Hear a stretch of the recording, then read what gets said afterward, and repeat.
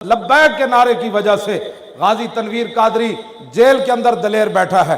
गाजी तनवीर कादरी का मुझे फोन आया, उसने कहा कि एक बहुत बड़ी गद्दी का बंदा, गद्दी नशीन पाकिस्तान का, स्कॉटलैंड जेल में आया, मुझसे मुलाकात की, कहा कि मौलवी खादिम से ताल्लुकात तोड़ दो, उसको फोन न किया करो, उसको खत ना लिखा करो तो तुम्हारी सजा माफ हो सकती है। सुनो, 27 साल सुनकर उसका कितना जज्बा है। उसने कहा कि जब वो बात मुकम्मल कर चुका तो मैंने कहा बस तुम इस काम के लिए आए हो कि मौलवी खादिम से मैं ताल्लुकात तोड़ दूं? तो कहा हाँ। तो काजी तनवीर ने मुझे हंसते हुए कहा, मैंने कहा उठ यहां से दफा हो जा, हाँ उठ यहां से दफा हो जा, तू अब कहता है ताल्लुकात खत्म कर, मैं तो क़यामत वाले दिन भी मौलवी खादिम की तारीख लब्बैक या रसूल अल्लाह का मिंबर बन के उठूंगा।